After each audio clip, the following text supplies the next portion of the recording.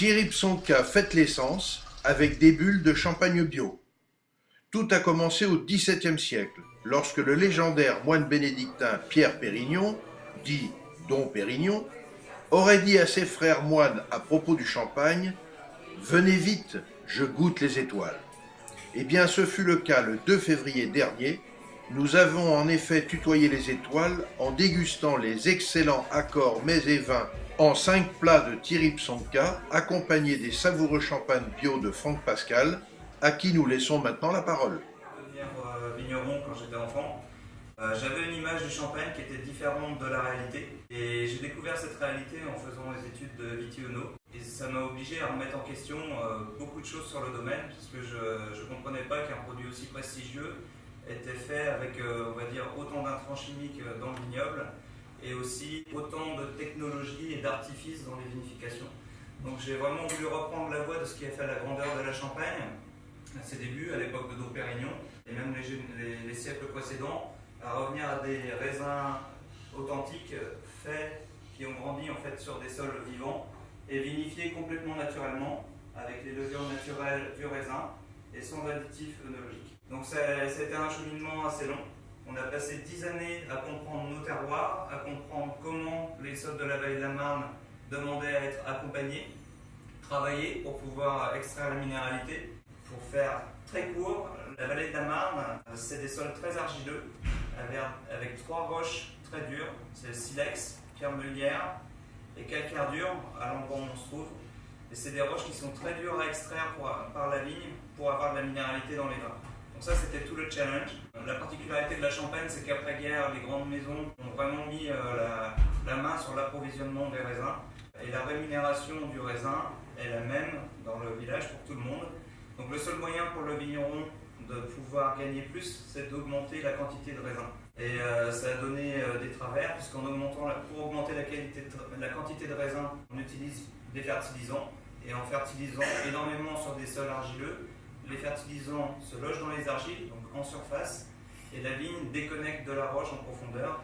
Les racines remontent en surface et on perd, ce qui est important, la signature du terroir, on perd la minéralité. Et la minéralité dans le vin, elle joue un rôle fondamental, qui est la structuration sur la longueur, le côté vibrant et rafraîchissant du vin. Donc nous, on a passé par 8 à 10 années, on a fait l'impasse sur toute forme de fertilisation. Et en parallèle, on a remis en place un enherbement naturel qui avait pour but d'aller puiser tous les excès qui s'étaient accumulés pendant quelques décennies dans les argiles, de manière à faire en sorte que la vigne soit obligée d'aller chercher du minéral par les racines.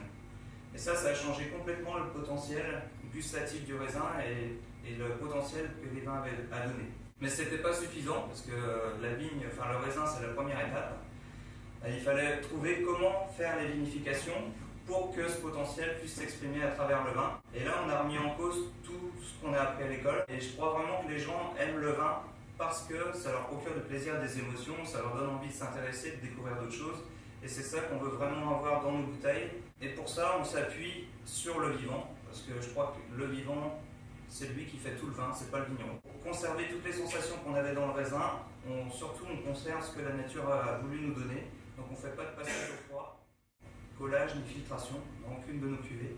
Parce que je pense que les antioxydants sont nécessaires, l'équilibre dans les minéraux sont nécessaires, et la texture, la structure, l'équilibre entre la partie minérale et la partie colloïdale, c'est important aussi dans les sensations. Donc on travaille comme ça. Nos champagnes restent en moyenne 6 années en cave.